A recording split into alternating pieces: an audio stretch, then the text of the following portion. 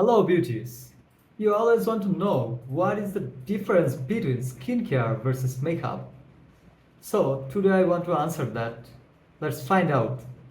Please stay with us, like our videos, subscribe our channel. Skincare and makeup are two different types of cosmetics that have different purpose.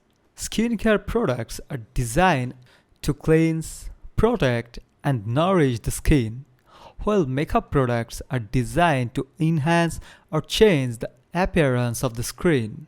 Some benefits of skincare can help improve the appearance of the skin, can help prevent skin problems such as acne and wrinkles, can help protect the skin from the sun and other environment factors.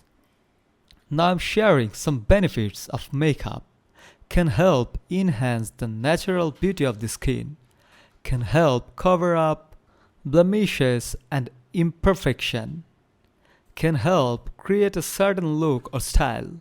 Ultimately, the decision of whatever to use skincare or makeup is a personal one. Thank you everyone for watching this video. Hope you like this video. Please subscribe our channel for learn new every day. Bye.